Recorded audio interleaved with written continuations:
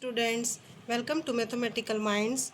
Today we will do exercise 3.2 class 10 question number 2 on comparing the ratios A1 by A2, B1 by B2 and C1 by C2. Find out whether the lines representing the following pair of equation intersecting at a point are parallel and coincide. देखो student, हमें two equations given है।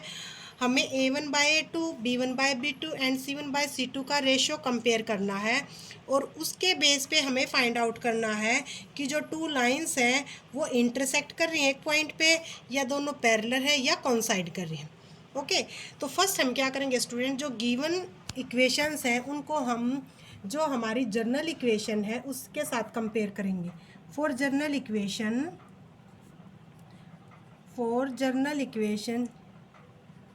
General equation हमारी होती है student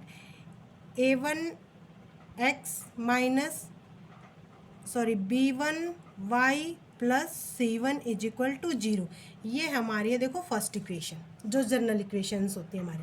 second है A2x plus B2y plus C2 is equal to 0। देखो अगर हम ध्यान से देखेंगे कि जो A1 कोफिशिएंट है वो है हमारा x का एंड B1 है y का कोफिशिएंट और C1 क्या स्टूडेंट हमारी कांस्टेंट टर्म। ऐसे ही सेकंड इक्वेशन के अंदर जो A2 कोफिशिएंट है वो है हमारा x का and B2 respectively y and then C2 is constant. देखो ऐसे ही हमारा अगर हम इन दोनों इक्वेशंस के साथ जो गिवन इक्वेशंस हैं उनको कंपेयर करते हैं तो from first equation, okay, from first equation, जो हमारी फर्स्ट इक्वेशन है उससे स्टूडेंट हमारा A1 आता है 5। देखो अगर आप फर्स्ट इक्वेशन को ध्यान से देखोगे and B1 will be come out to be -4 and C1 is 8।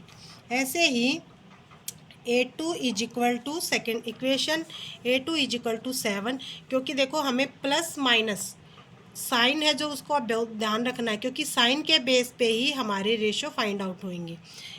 B2 is equal to हमारा क्या है 6, क्योंकि coefficient of y and C2 is -9। हमें कंपेयर करना A1 by A2। First we find out A1 by A2। A1 by A2 means A1 is equal to 5 and A2 is equal to 7। Then B1 by B2, B1 by B2 means -4 divided by 6, 2 2 जा 4, 2 3 जा 6, ये हमारा आ जाता है student -2/3। अब देखो हमें अलग अलग फाइंड आउट करना है कि कौन सी कंडीशन सेटिस्फाई करिए, इंटरसेक्टिंग है, पैरेलल एंड कॉन्साइड।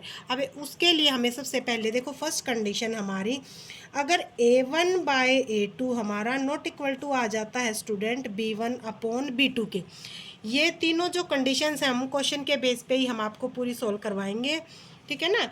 अगर हमारा A1 by A2 not equal to है B1 by B2 के, तो जो लाइंस हैं हमारी वो क्या होती हैं, इंटरसेक्टिंग लाइन होती है हमारी, ठीक है ना। जब भी दो इक्वेशंस में A1 by A2 equal to नहीं होता हमारा B1 by B2 के, देन जो हमारी लाइंस हैं देन लाइंस आर इंटरसेक्टिंग,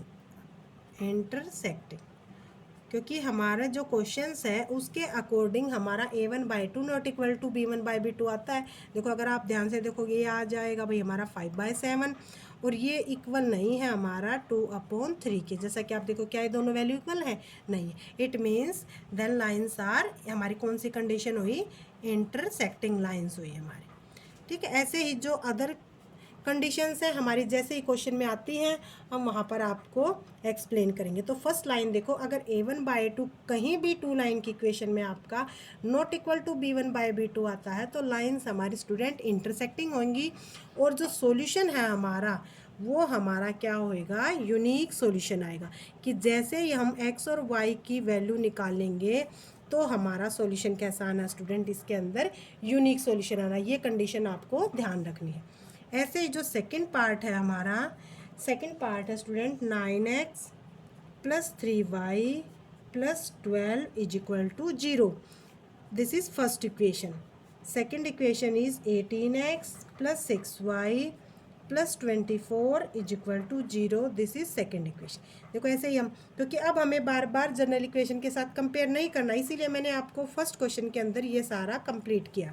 तो देखो अब यहाँ पे हमारा A1 is equal to 9 B1 is equal to 3, क्योंकि पॉजिटिव है तो हमें पॉजिटिव साइन को मेंशन करने की ज़रूरत नहीं है।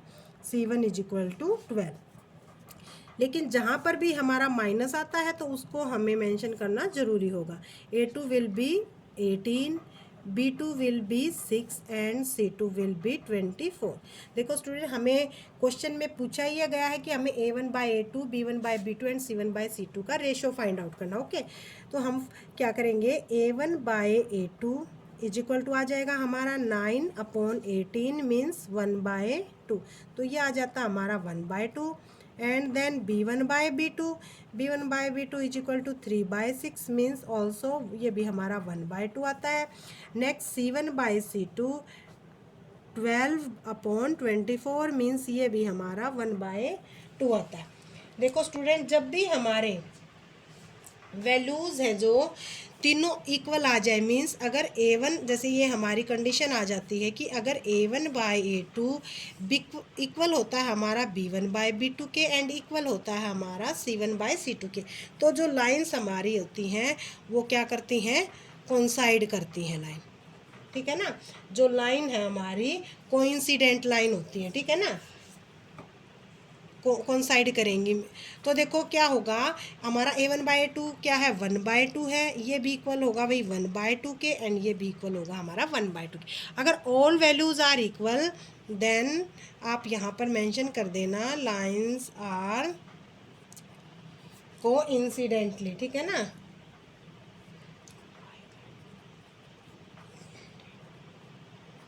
कोइंसिडेंट लाइंस हो जाती है हमारी। ठीक है ना, और जब कोइंसिडेंट लाइन होती हैं तो हमारा मीन्स सॉल्यूशन कैसे होंगे, मैनी सॉल्यूशन। जब भी हमारी तीनों वैल्यू मीन्स तीनों रेशियो इक्वल आ जाते हैं तो देयर आर मैनी सॉल्यूशन। यहाँ पे ये क्वेश्चन वैसे पूछा नहीं गया है, लेकिन ये भी इसके साथ कंडीशन है, देयर आर मैनी सॉल्यूशन। जब भी मैनी सॉल्यूशन होते हैं तो लाइन हमारी कोइंसिडेंट लाइन होती है। ठीक है ना, तो उसके बाद स्टूडेंट जो कंडीशन जैसे फर्स्ट थी हमारी, ये आपको अब हर एक क्वेश्चन के में जो जो कंडीशन आएंगी तो वहाँ पर ध्यान रखना। जो फर्स्ट कंडीशन है A1 by two not equal to B1 by B2 है, यूनिक सॉल्यूशन होना है और लाइंस हमारी इंटरसेक्टिंग होनी है। नेक्स्ट, जब हमारे A1 by two equal to B1 by B2 C1 by C2 के इक्वल होंगी तो हमारी लाइन होंगी कोइंसिडेंट लाइंस होंगी और सॉल्यूशन क्या होंगे, मैनी।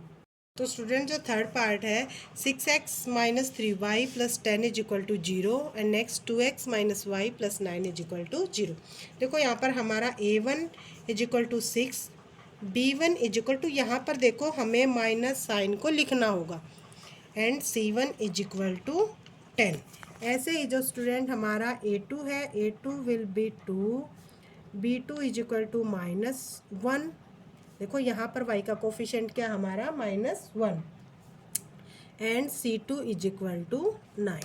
तो हम रेशो फाइंड आउट करेंगे, A1 by A2 is equal to आ जाएगा हमारा 6/2 मीन्स 3 आ जाता है ये, and B1 by B2 is equal to -3/-1 means ये भी हमारा 3 आ जाता है, and C1 by C2 is equal to 10/9।